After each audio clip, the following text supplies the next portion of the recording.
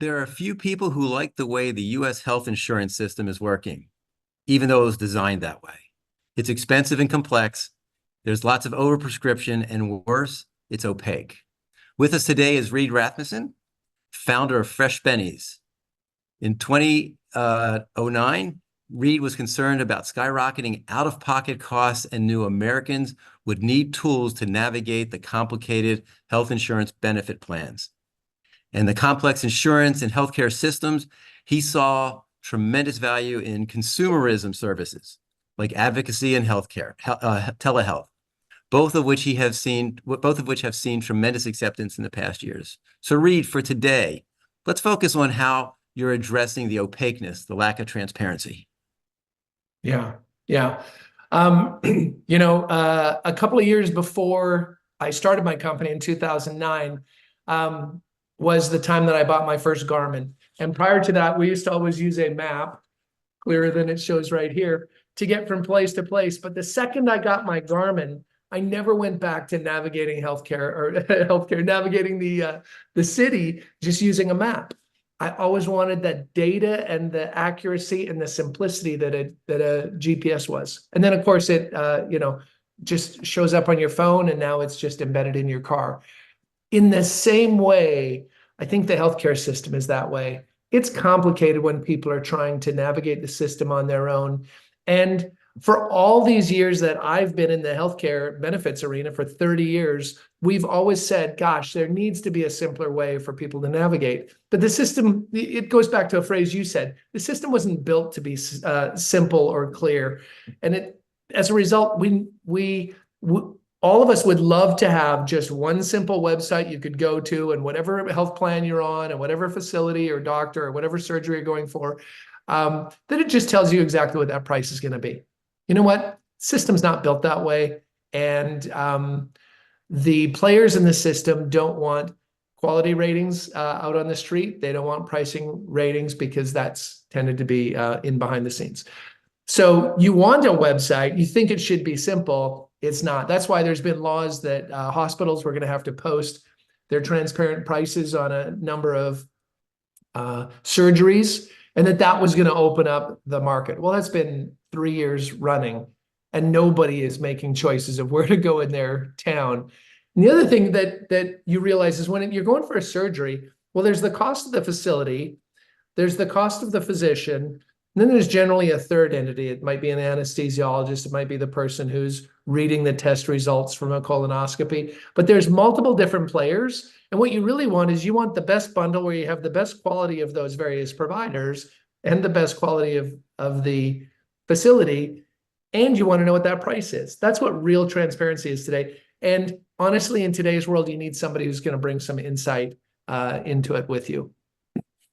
Does that make sense? It does. And can you address the quality part first? I mean, price, I think everybody's interested in, but what fascinated me is hearing your story about quality scores and how to pick a good doctor or facility. Yeah. The quality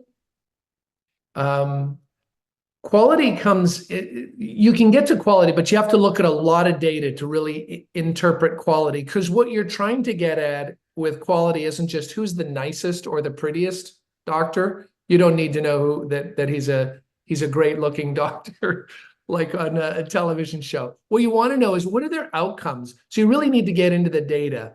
And were there things like, oh, every time this doctor does a surgery, he has twice as much of a chance that somebody's coming back in for a fix on that surgery 2 weeks from now, because he always messes stuff up inside there. So this is in the data, but you got to get the data to look at it. And I'll show you what we can do on quality, some of what getting a look at that data can do for us. Let me just share my screen for a couple of stats and images to define this.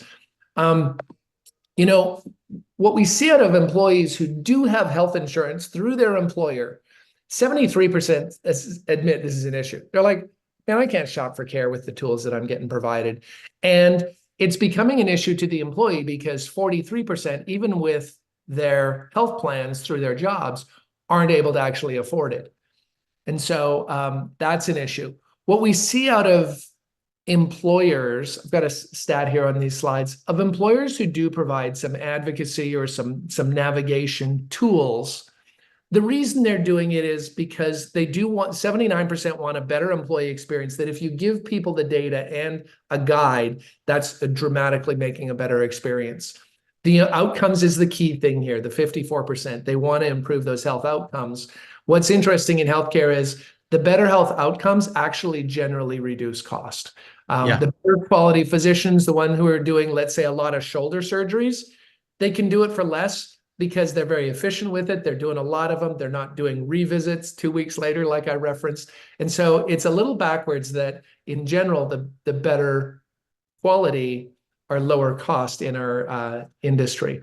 But as far as what transparency can look like, I'll jump past this and go directly to the kind of data that's available. So this is, yes, this is the business I'm in. This is a report that I pulled a couple of weeks ago to say for me in McKinney, Texas, who are the best 3 quality providers on my plan in my town and accepting new patients. And I was able to have my advocate deliver to me these 3 physicians. And we've got some data in the database about where they are, how quickly they're available for appointments, their hours, how many years in practice, do they have clean records, are they board certified, reviews. Health Grades is a public review site that reviews providers and facilities.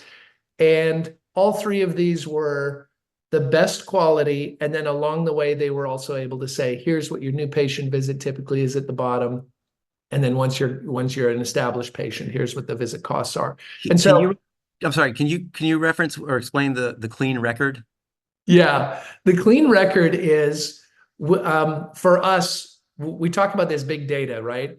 We have a database with 13 billion data points pulled in, and it's pulled from all the public data, private data, and proprietary data we can get our hands on. And on the public data, part of what we're looking at is for all of the places that this physician is licensed, all of the states that they're licensed, are there any issues for review? And if there's an issue for review, were there any that were a problem? Look, like many of us, there'll be times that somebody will have a review done and it ends up being completely fine in the way that it was dealt with. But the clean record is referencing that. It's the public, that's pulling from the public source of information about their licensing. And that would include lawsuits? Oh, yeah.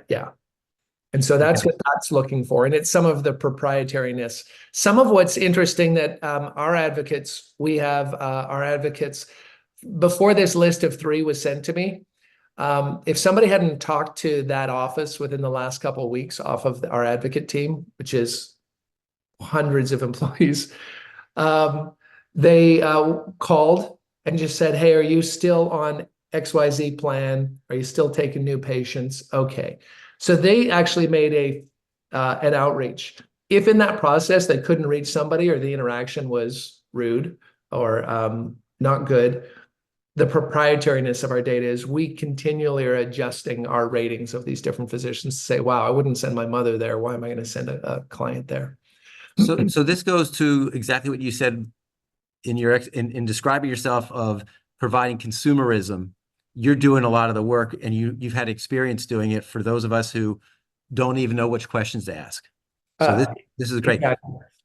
And so that we don't go too long, because this is just getting people introduced to the concept of, wow, this information is out there. These are questions I can be asking.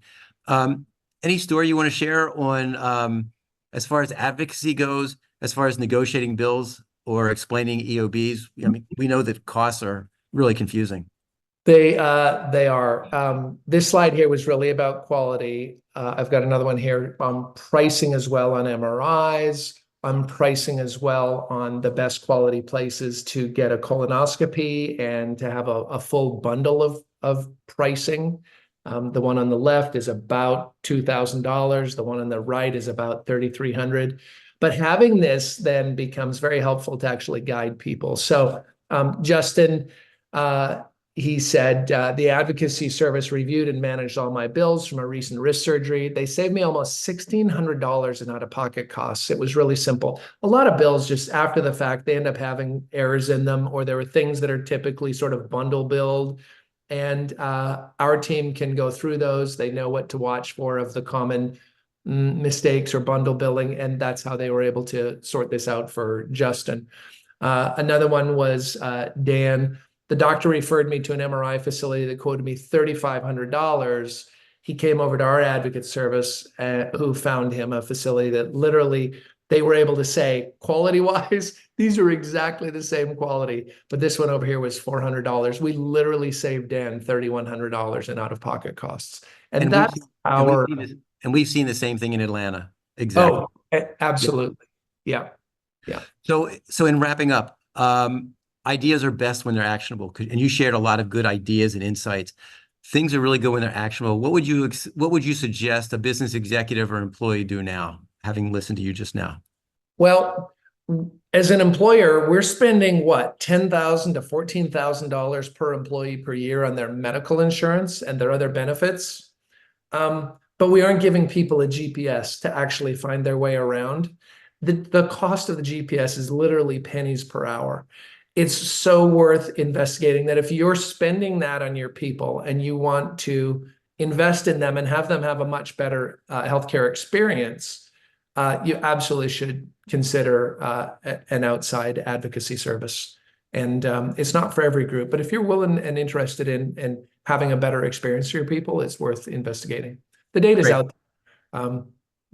Reed, thank you so much for sharing your insights and your experiences. For those who are watching, you can learn more about Fresh Bennies at www.freshbennies.com, or you can contact me at Great South Benefits. And of course, I'd prefer you contact me. Reed, thanks so much for doing all this. This is a lot of great information. Kyle, I always appreciate talking to you.